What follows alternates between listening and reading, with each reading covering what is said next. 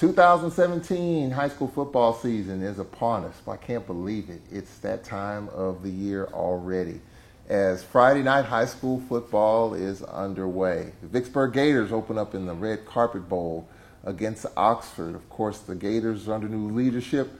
Lorenzo Breland joining us here on this interview. Yes, sir. And Coach, we appreciate it. Thank you, sir. We got a chance to talk recently. Just give us your thoughts on what you've seen so far with your team as you get ready for the season. So far, we've had a good summer.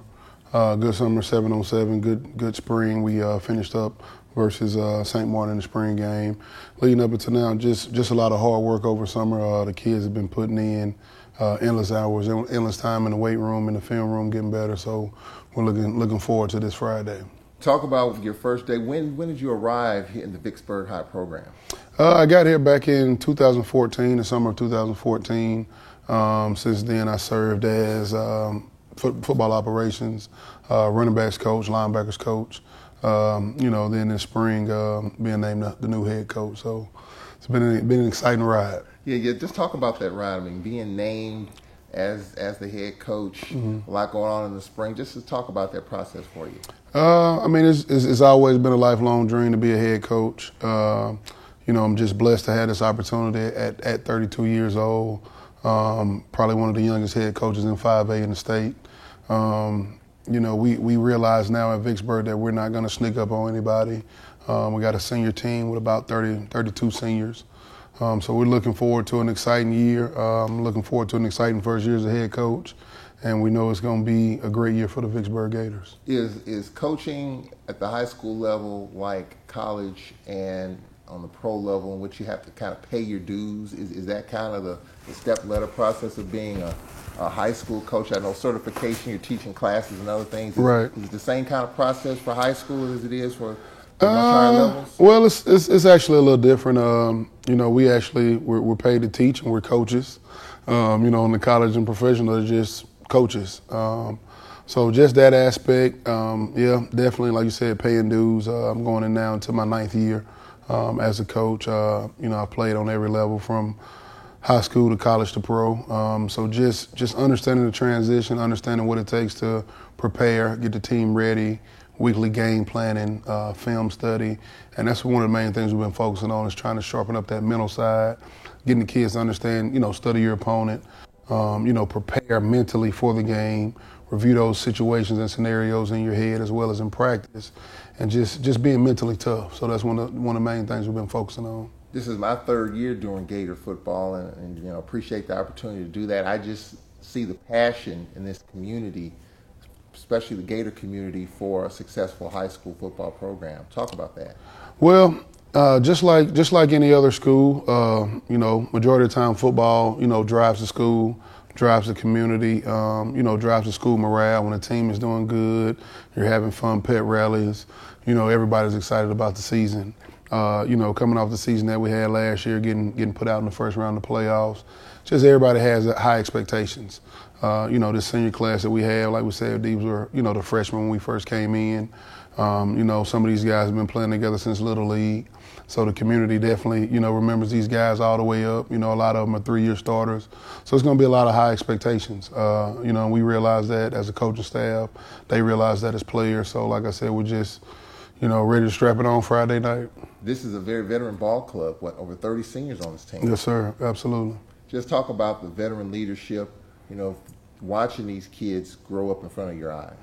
It's been amazing. Like I tell them all the time, I can remember when they were, little freshmen running around, couldn't put their stuff on right, or, having trouble getting out the locker room, to now, you take a guy like Joe Johnson who threw for 3,000 yards as a junior and over 30-something touchdowns. Anytime you have a trigger man like that at the quarterback position, that makes the coach's job a lot easier. Some of the senior leadership that we got on defense, from Nick Anderson to Jamon O'Neal to Michael Sullivan, in the secondary, Elmer Johnson. Only losing 2 starters on defense, that helps a lot. Just every aspect of the game, just being able to know that, like I say, you do have 30 little senior coaches running around, in the school, in the neighborhood, in the locker room, and on the field. So, we hold those seniors to a high level of expectations, and So far, so good. You know, they've been meeting all the expectations. Like I say, we're just ready to strap it on Friday night. How often does it happen in which you have a team comprised of over 30 seniors? Does that happen very often? It's not too often that you have that many seniors. I mean, it's, you know, football is a game. It's a tough physical game, and usually, you know, you may start, you know, ninth grade year, you know, with those guys, and, you know, you may have a team of 30 or 40, but to be able to keep that core and that nucleus together, you know, and watch them matriculate and watch them grow and watch them get bigger, faster, and stronger, make plays, have success. Like I said, I mean, this senior class is exciting coming off. You know, you look at a guy like Jamon O'Neal, who was Defensive Player of the Year as a sophomore, you know, and just now that they're seniors, just being able to just let them loose, take the leash off, and just let them play ball and have fun. Well, let's start with the look of the team on the offensive side. You talked about Joe Johnson, and this is my third year looking at him, and he's getting a lot of praises. How good has he been from the minute you laid eyes on him to where he is right now? Well, we always knew that Joe would turn out to be a 3-year starter, just based on the numbers that we had. You know, and just being able to watch him grow and watch him mature as a quarterback, watch him mature as a young man. I mean, it's just been great. Like I say, you know, when you talk about Joe Johnson, from the time he was a freshman, I don't think he's missed a summer workout, spring workout, you know, other than attending, you know, the Peyton Manning Passing Academy. But other than that, I mean, every day the door is open. You know, Joe Johnson is in here and we can count on him. So, you know, we're going to expect a lot of him this year to lead the offense and, you know, to run and control things on the field and just be that general. Yeah, he's so elusive. I mean, when you get him in open space, he can make some guys miss. Definitely. He's got deceptive speed. I mean, he's bigger than what he looks until you get up on him and you realize, hey, he is 205, 210. You know, he lifts in the weight room with the D linemen and the linebackers. So, I mean, you know, like I said, we're gonna be counting on him a lot, and he's gonna have to, you know, put the team on his shoulders and just carry it and make plays. Of course, in years past, he's had Raheem Moore. No longer has that weapon. Talk about the wide receivers and some guys that you expect to step up there. Well, in that wide receiver position, we still got some senior guys from Tyler Wilbert to D'Angelo Dixon, our running back Michael Sims, Jamal Jefferson. So we still got, you know, a lot of guys that can make plays, big playability. We're going to play some of those defensive guys. They're going to play two ways, like Roderick Hicks and Tyrese Wolf. So just being able to spread the ball around, get it into the hands of the playmakers, and just allowing them to make plays and be able to make plays on Friday nights. We saw the jamboree that you had recently. Talk about the offensive line and trying to protect Joe Johnson, give him some pockets to do his damage. Well, that was one of our main things that we had to replace. Coming out of last year, we lost 4 starters on the offensive line, but we had 4 guys that got good quality reps last year. So being able to plug those guys in place, and you know, with Joe being a veteran signal caller, understanding how the scheme and the game plan is going to help him, and also help the offensive line. He understands that just as good as any veteran quarterback in college or in professional. So, you know, that was the main thing that we focused on. And, you know, we've been focusing on the O-line and just getting them to understand that they drive the team. I mean, the game is won and lost up front. Offensive line, defensive line, they understand that. And it's going to be a lot of pressure on them as well. So they're ready to perform. Like I said, they've had a good summer, had a good fall so far. So we're just ready to get out there on Friday nights. With you taking over the helm, does the offensive schematics, has that changed? Or are you keeping it pretty much as it's been? Well, we're going to be versatile. I mean, one of the main things that we focused on is just, you know, being able to get that run game going. We've been focusing a lot on getting the run game going, slowing the game down, controlling it. With a young offensive line, you don't want to move them so fast that they're confused. So we just, like I said, just been focusing and trying to get the guys in the best situation to make plays. You know, whether that's spread, whether that's huddle, whether that's 2-back, whether that's 1-back, whether that's no backs, whatever we got to do based on the game plan, based on the situation, to put us in the best situation to make plays. So we're going to be, you know, pretty much versatile. You talked about the defensive side of the ball, and I remember the last couple of years how the defense just been flying around out there. You talked about Jamon O'Neal. I mean, he's a disruptor. He's a game changer on that side. Right. Yeah, I mean, it's 3 or 4 guys over there that can give an offense nightmares. I mean, from Jamon O'Neal to Nick Anderson to a Mike Sullivan to a Montre Edwards to a Jonathan Calvin, who's been working harder than he's ever worked this summer, and he's probably going to have a breakout year. We're expecting a lot of things from Jonathan Calvin this year. And it allows those one-on-one matchups. That's the biggest thing that we've been focusing on defense is when you're focusing on the Nick and you're focusing on the Jamon and you're focusing on the Mike Sullivan and those senior guys, now some of those role players got to step up and realize, hey, they double teaming Nick, they double teaming Jamon. I got the one-on-one matchup. You got to be able to isolate that and exploit it. So that's, like I said, that mental side, getting the kids to understand where they fit into the scheme and how they fit in. That's one of the main things we've been focusing on. Talk about the veteran leadership. With all the seniors and all the veterans that you have over 30, how's the leadership built? How is that kicked in during this off season as you get ready for the season? Well, pretty much they know, like I say, kind of the flow of things, how we run, how we operate. So a lot of times as coaches, we haven't been, going over as far as the procedures in the locker room. You know, the seniors have pretty much been, dictating to the guys, hey, this is where your laundry goes. This is how we operate in the locker room. This is how you keep your area clean. This is what we do prior to practice. We do post-practice, getting the guys in the weight room, extra reps before practice, after practice, running heels. I mean, just having that many seniors is always a plus. So anytime we have a good group like we got now, like I say, it just makes our job as coaches a lot easier. Special teams is always special. Yes, sir. It could work for you or against you, depending on what happens. And you got one of the best kickers, maybe in the state, in Greg Hayden. Greg Hayden is a great, like you said, probably one of the best kickers in the state. Probably underrated. I think Max Preps has him as a preseason All-American. He handles all our kicking duties from kickoffs to punts to field goals. He's doing a great job. He always has.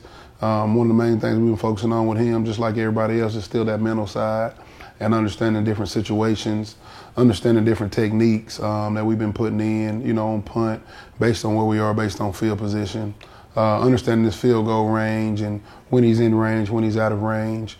So just getting Greg to understand that and understand how he really plays a part, in the offense, because like we told him, every drive we plan on scoring. So if we can't get a touchdown, we want to at least get a field goal. So he knows that. He knows we're counting on him. He knows he has a lot to do in the kicking game because he handles all the kicking responsibilities. So we're expecting big things out of Greg, and I know he's ready to step up to the plate. What about punt and kickoff returns? Who's going to handle that this season? Kick returns and punt returns, it's going to be a different mix. From Tyler Wilbert to Roderick Hicks to Jamal Moody to Tyrese Wolf, you're going to see a lot of different faces out there. I mean, weekly, like I tell the guys, they're constantly getting evaluated. We evaluate them every day. It's nothing going to be a mainstay. Iron sharpens iron. So we have a lot of competition, every day when we got, like I said, we have about 4 or 5 return men, and we can only put 1 or 2 back deep. So, sometimes it's being narrowed down to the last catch. We evaluate practice. We've been recording it, and just getting those kids to see and understand that you are being constantly evaluated, and we're going to put you in the best situation. But at the same time, you got to still be able to make plays when you get out there. We'll talk about your coaching staff. There's some new faces out there. Former All-Corn quarterback right. that's on your staff. So right. Just talk about some of the new faces. Yeah, we got Coach Boone. He served as quarterback coach last year. He'll be the offensive coordinator. Great guy, understands the game. Been with Joe since freshman year. Coached him as a freshman. Coached him all the way up. Coach Archer, he's going to be the offensive line coach. Great experience. He's one of our veteran coaches on the staff. Understand offensive line plays, going to do everything he can to get those guys in order.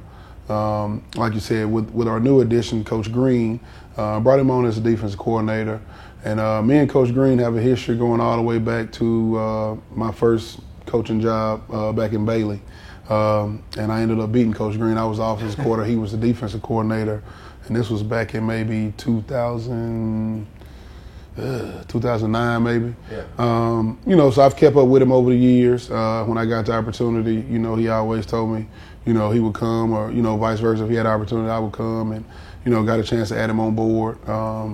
He's coached at numerous places on various different levels, seen the game, in all aspects, college experience. So we're expecting great things from the defense. Like I told him, his job's pretty much going to be easy but hard, because we're returning 9 starters on defense. So that's always a plus, when you can return that many veteran guys. Coach Watson, he's going to be handling the DBs in the secondary. So we're pretty much, like I said, we're pretty much surrounded by coaches that know and understand. And like I said, a lot of it wasn't so much as, what we're doing, it was how we're doing it. Yeah. And so that's the main thing. We've just been focusing on that mental side, sharpening up that mental aspect of the game, getting the kids to understand how people are trying to attack them and how we're going to try to attack teams and understand those situations and those scenarios. Well, it's game week, obviously, and you open up with the Red Carpet Bowl at Warren Central against Oxford, a team that you're pretty familiar with. Yes, sir. Just speaking of Oxford, man, great program, great tradition, a lot of good history up there. A lot of bad history with Vicksburg. They put us out in the playoffs first round in 2015. I think they eliminated them in 2013 as well. So we haven't been able to get over the hump versus Oxford, but we're looking forward to getting over it this Friday. And, like I told the kids, this whole season is going to be Vicksburg versus Vicksburg. It's not necessarily who we're playing. We just got to get out there and focus on what we do what we do good, execute, and just play football. And if we can do that as a team week in and week out, we're going to be happy with the results every Friday night. And because of the veteran presence you have on this team, they remember the game 2 years ago against Oxford, and you had a 2 or 3 score lead in that game. But special teams, we talked about, kind of flipped the script in that game. So the fact is you had some success against Oxford last time. It's been a couple of years. I'm sure that remains fresh in you guys' minds. Right. And that's one of the films we've been watching. We pulled up that 2015 film, and we've been doing a lot of film study on that, letting Joe see his mistakes and see what he did good in that game. Like you said, we had some success early, but you got to be good in all aspects of the game. And that's one of the main things we've been focusing on at the special teams game, because we gave up a block punt, deep in their end zone, deep in their red zone, which put them in scoring position. 2 series later, I think we came back with another bad snap and put them in good scoring position. So if you take away those 2 mistakes and those 2 touchdowns, it's a different ball game.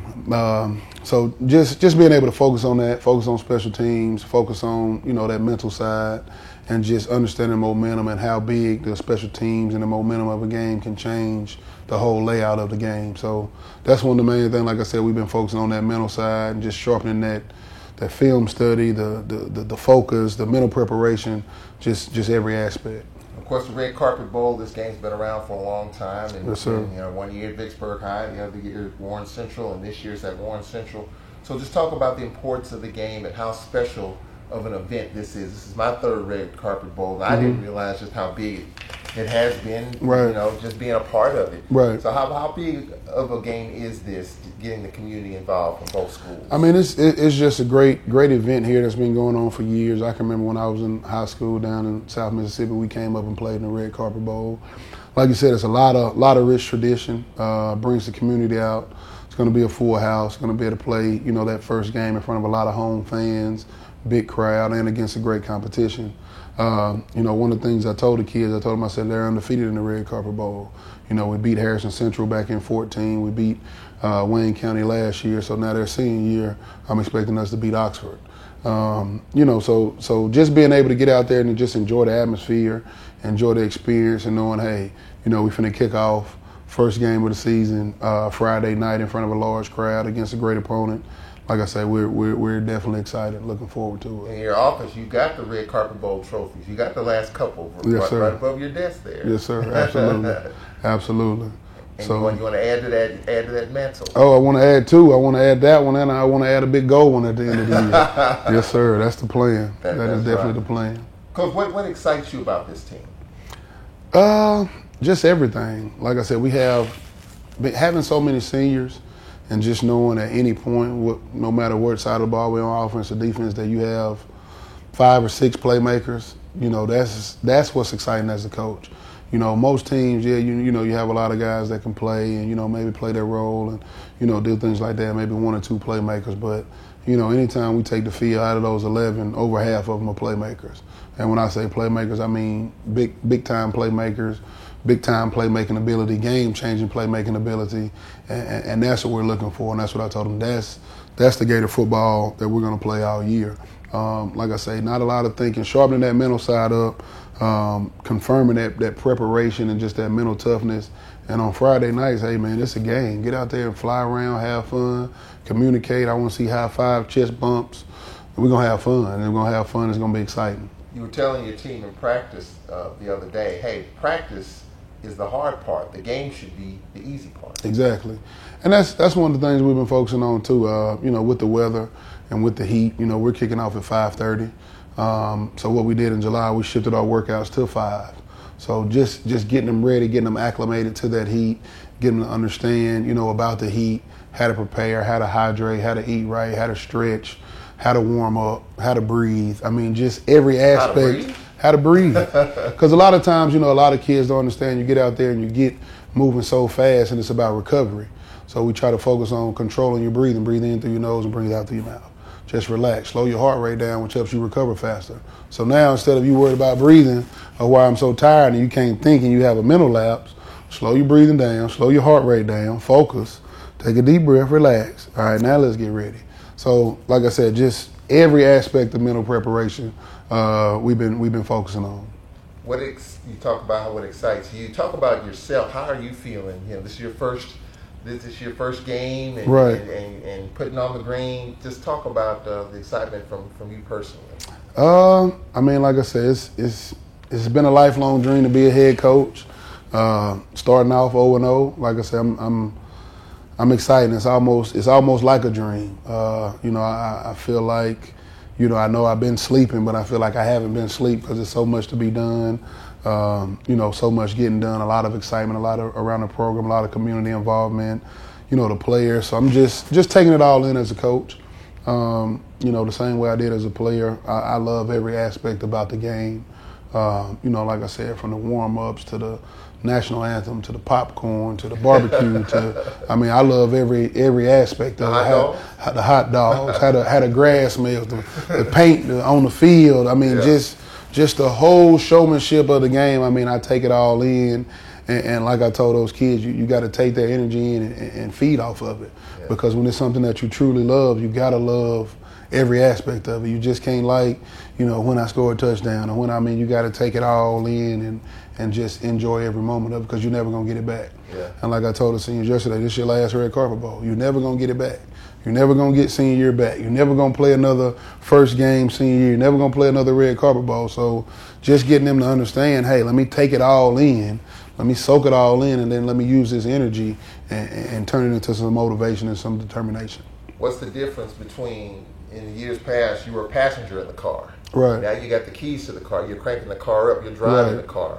So I guess from an assistant coach to the head, mm-hmm. what's some of the nuances and differences being in that seat compared to being in the other seat? Just pretty much now as a head coach, just understanding I have to look at the whole program and understand the small details.